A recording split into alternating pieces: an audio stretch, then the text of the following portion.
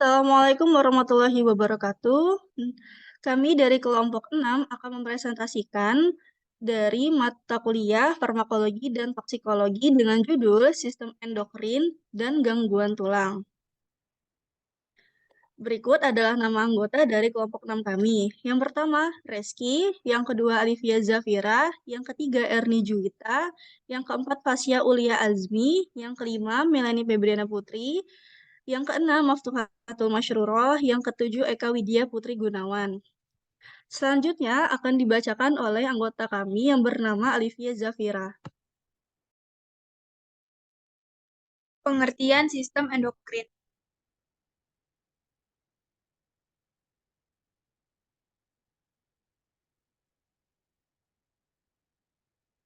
Sistem endokrin adalah kontrol kelenjar tanpa saluran yang dapat menghasilkan hormon yang tersirkulasi di tubuh melalui aliran darah untuk mempengaruhi organ-organ lain. Sistem endokrin ini terdiri atas badan-badan jaringan kelenjar seperti tiroid, tetapi juga terdiri atas kelenjar yang ada di dalam suatu organ tertentu seperti testis, ovarium, dan jantung. Jika kelenjar endokrin mengalami kelainan fungsi, maka kadar hormon di dalam darah bisa menjadi tinggi atau rendah, sehingga dapat mengganggu fungsi tubuh. Fungsi sistem endokrin. Fungsi kelenjar endokrin ada 6. Yang pertama, dapat menghasilkan berbagai jenis hormon yang nanti disalurkan ke darah apabila diperlukan oleh jaringan tubuh tertentu. Yang kedua, dapat mengontrol aktivitas dari kelenjar tubuh agar dapat berfungsi normal dan maksimal. Yang ketiga, mempengaruhi pertumbuhan jaringan agar jaringan berfungsi maksimal. Yang keempat, mempengaruhi fungsi metabolisme lemak, vitamin, protein, mineral, air, dan hidrat aranga dalam tubuh agar tetap optimal. Yang kelima, mengatur metabolisme dalam tubuh dan sistem oksidasi tubuh, serta bertugas meningkatkan absorpsi glukosa dalam tubuh dan usus halus. Yang terakhir, merangsang aktivitas kelenjar tubuh yang akan disampaikan ke sistem saraf dan menciptakan suatu efek dari rangsangan tersebut. Selanjutnya, fungsi hormon endokrin. Yang pertama, mengendalikan proses dalam tubuh manusia seperti proses metabolisme, proses oksidatif, dan pengembangan seksual. Yang kedua, menjaga keseimbangan tubuh. Lalu jenis kelenjar dalam sistem endokrin. Yang pertama, hipotalamus. Yang kedua, kelenjar pituitari. Yang ketiga, kelenjar hipofisis. Yang keempat, kelenjar tiroid. Yang kelima, kelenjar paratiroid. Yang keenam, kelenjar epifis. Yang kedelapan, kelenjar timus. Lalu kelenjar suprarenalis, kelenjar kelamin, dan kelenjar Langerhans. Macam-macam penyakit pada sistem endokrin. Yang pertama, insufiansi adrenal. Penyakit ini disebabkan karena kelenjar adrenal merilis terlalu sedikit hormon kortisol dan kadang-kadang aldosteron.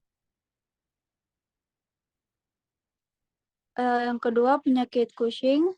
Kelebihan hormon kelenjar hipofisis menyebabkan kelenjar adrenal terlalu aktif.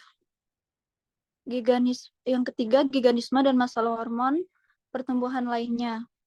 Jika kelenjar pituitari memproduksi hormon pertumbuhan terlalu banyak, tulang anak dan bagian tubuh dapat tumbuh dengan cepat.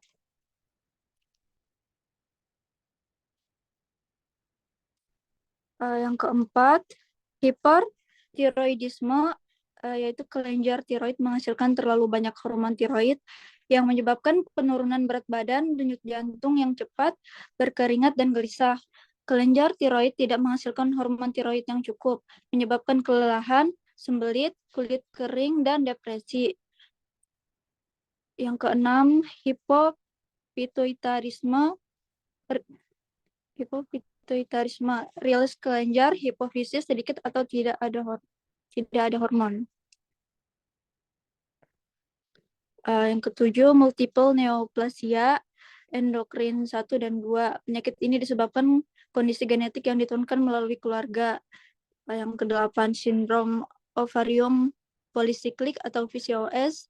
Kelebihan androgen mengganggu perkembangan telur dan pembebasan mereka dari indung telur perempuan. 9, pubertas dini, yaitu abnormal pubertas dini yang terjadi ketika kelenjar memberitahu tubuh untuk melepaskan hormon seks terlalu cepat dalam hidup. Selanjutnya adalah mekanisme sistem endokrin. Dalam mekanisme sistem endokrin terbagi menjadi 4 tipe. Yang pertama ada classical endocrine signaling. Hormon disekresi ke dalam pembuluh darah, lalu diangkut oleh darah hingga mencapai sel target. Yang kedua adalah neuroendocrine signaling. Neurohormon disekresi oleh neuron ke dalam pembuluh darah, selanjutnya ditransport melalui cairan interstisial. Yang ketiga ada autocrine signaling. Pada pensinyalan autokrin, hormon yang diproduksi bekerja itu mempengaruhi sel yang memproduksinya. Yang terakhir adalah paracrine signaling. Pada tipe ini, hormon berdifusi melalui cairan interstitial dan mempengaruhi sel yang ada di sekitarnya. Gangguan pada sistem endokrin dibagi menjadi 2, yaitu diabetes mellitus terdiri dari metformin dan glibenclamide. Yang kedua, penyakit Graves terdiri dari methimazole dan propranolol. Gangguan tulang. Gangguan tulang terdiri dari estrogen dan bisofosfonat.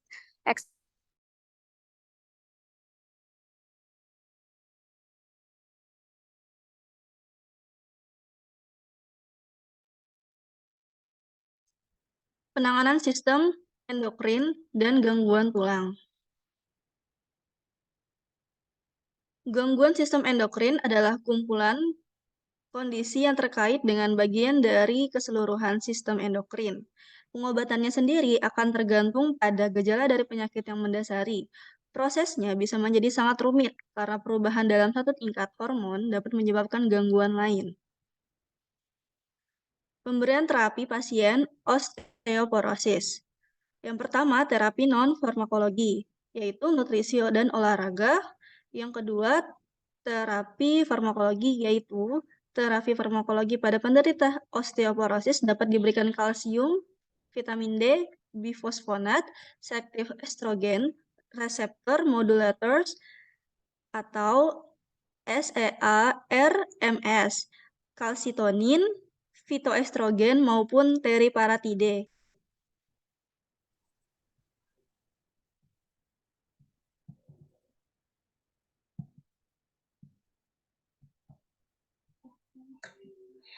Kemudian obat anti hiperglikemia dan anti tiroid oral. Contohnya ada glipizide. Indikasinya mengendalikan penyakit diabetes mellitus DN type 2, penyakit gula atau kencing manis. Efek sampingnya sistem darah dan limpatik, penurunan kadar keping darah, penurunan kadar hemoglobin atau HB, penurunan kadar sel darah putih, mata menjadi buram, saluran pencernaan menjadi diare, mual, muntah, nyeri perut. Terus glimepiride untuk terapi diabetes mellitus type 2. Efek sampingnya pusing, sakit kepala, lemas, mual atau muntah, dan sakit perut. Kemudian metmorfin untuk diabetes mellitus type 2 yang kadar gula darahnya tidak terkontrol dengan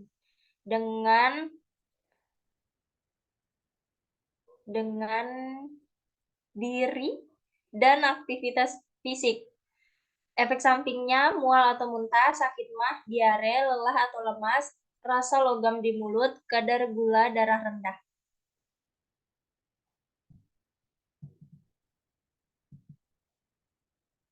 Next slide.